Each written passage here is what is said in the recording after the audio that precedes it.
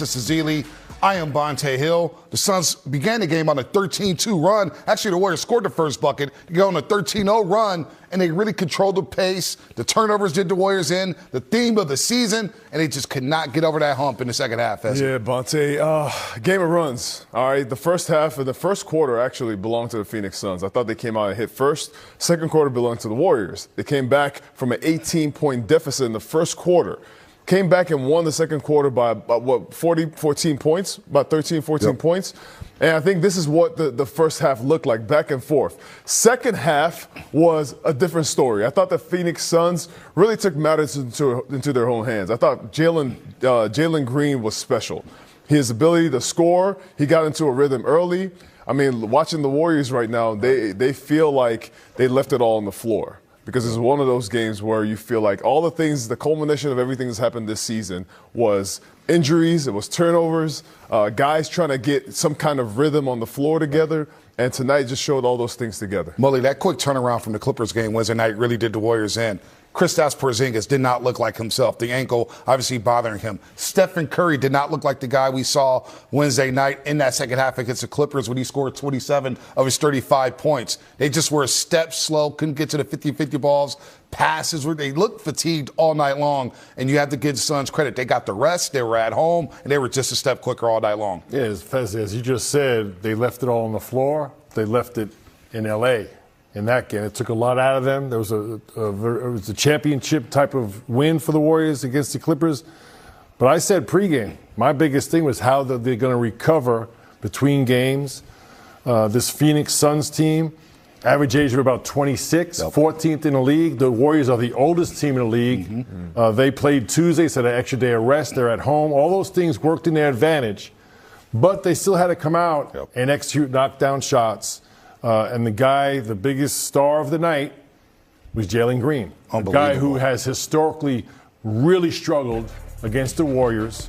You see the numbers there. Bonte, you can read them off there. Yeah, 31% from the floor. Remember last year in Game 2, Jalen Green dropped 38 points on the Dubs and made 8 threes. In the other 6 games, he only averaged 9 points a game. He was awful from the floor, shot in the low 30s. Well, tonight, and this is back-to-back playing nights, and Fezzi, we all discussed this in the pregame show. Would Jalen Green be capable of having back-to-back nights like he did? Tuesday night against the Blazers, he was special, 14-29. He had 35 points. Well, tonight, he scored 22 points in the second half alone. He was rolling. Yeah, Bonte, I thought the Warriors did a good job on Jalen Green early in the game. They let him get some easy baskets there in the second quarter. And from there, just like any young player, any young talented player, once you let him get some life, it's hard to stop him. He's a really tough shot maker. And some really tough bombs he hit after he got some confidence. Then from there, you could see it. You could even see in the way he was dribbling the basketball. He was ready to go by anybody who was in front of him and guarded him. Jalen Green really needed this. This was his first game against the Warriors this season. And for them, I think they feel like this is a star they can build around moving into the future. Yeah, Jalen Green is so talented. And you say he's definitely capable. Was it probable? Not by the numbers. He's really struggled against the Warriors defense. But we mentioned pregame, Bonte. He's one of those guys that can make really tough shots.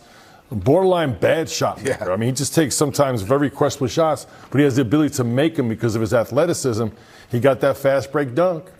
He also made that 3 at the end of the half. So at halftime, he had 14 points. He made 4 threes and that dunk. So he felt good about the way things were going for himself. Then things opened up for him. As Fezzi said, he was beating people off the dribble. That's what you said. Warriors look a step slow. Definitely from the Clipper game. But once he knocked down those threes, he made some mid-ranges. He was driving by people for layups.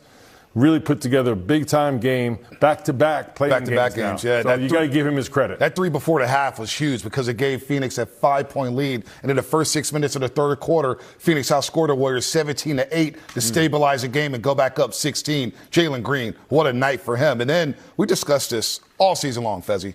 And we said if the Warriors turn the ball over 20 times tonight against Phoenix, it's going to spell trouble. Well, guess what, folks? They committed 21 turnovers tonight. They gave up 30 points off those turnovers. They're a minus 20 when it came to points off turnovers, and it happened early and often, Fezzi. 9 turnovers in the first quarter alone. I mean, the first quarter, 9 turnovers. Second half, 10 turnovers. I mean, the Warriors, this is one thing they can't have, especially on a night when they're not shooting the ball very well. They give up, how many points off of turnovers they give up tonight, Bonte? 30 points. 35 Wednesday. Minus 20. 30, You're yep. struggling to score. You shoot 40% in the first half. Man, these are things that the Warriors, you got to find ways to take care of the basketball. This has been the story all season long. And tonight was kind of like an exam. What have you learned all year long? Yeah. I think the Warriors kind of showed that, I mean, that's something they have to figure out a way to take care of. But that's fatigue. That's mental and physical fatigue, a little bit of focus. And we mentioned pregame, both these teams are one of the top 10 in deflections. So you have to be extra careful handling the ball. But I do think that's a result of physical fatigue. So there are minus 20 points off turnovers. Mm-hmm. And we also mentioned pregame about the three-point shooting. Both teams rely heavily on three-point shooting. The Suns make 18 to the Warriors 11, so it's a minus. Dub Nation, let me ask you something. Have you ever watched the season end and felt like the final game told you the whole story in one painful night? Because that is exactly what this was. The Warriors didn't just lose to the Suns 111-96. They got beaten by every problem that haunted them all season long. The NBC Sports Bay Area postgame said it best. Injuries, turnovers, fatigue, lack of rhythm, all of it showed up together at the worst possible time. And man, from the opening minutes, you could feel it. Phoenix ripped off a 13-0 run, controlled the pace, looked fresher, quicker, sharper. And Golden State spent the whole night trying to recover from that punch. The Warriors fought back in the second quarter, sure, but the game never really stopped feeling uphill. Reuters reported Phoenix capitalized on 21 Warriors turnovers, turning them into 30 points. And that number right there is basically the obituary for Golden State's season. And let's talk about the emotional gut punch of this one. Stephen Curry just didn't have it, not because he didn't care, not because he didn't try, but because his body looked like it had nothing left in the tank. The post-game crew kept saying he looked compromised, and you could see it with your own eyes. He was limping, he couldn't find rhythm, and every shot looked harder than it should. He finished with 17 points on 4 of 16 shooting, and Phoenix's switching defense took away the clean windows he usually lives on. Phoenix didn't give him the big man drop coverage he likes to attack. They switched small on small, crowded his airspace, and basically told the rest of the Warriors, "You beat us." And the Warriors couldn't. But here's where this one gets even more frustrating. Because there actually was a brief moment where it looked like Golden State might drag this thing into deep water. They erased an 18-point first quarter deficit, won the second quarter, and had that little heartbeat going. The problem?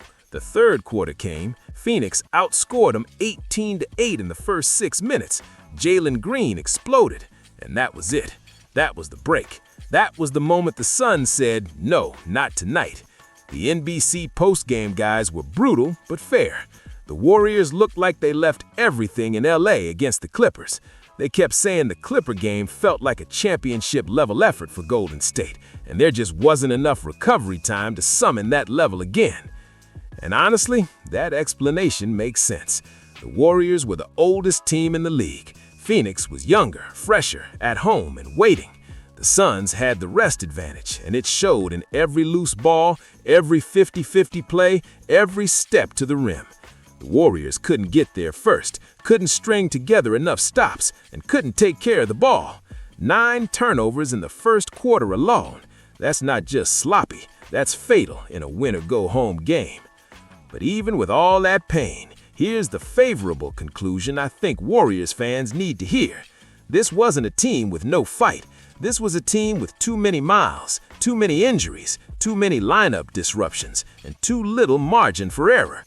That matters, because when a season ends like this, the easy thing is to scream that it's over. I don't buy that. I think this game exposed the need for more legs, more creation, more health, and more discipline, not the death of the franchise. Steph is still Steph. Draymond still competes. The question now is whether the front office gives them enough around them to stop endings like this from repeating.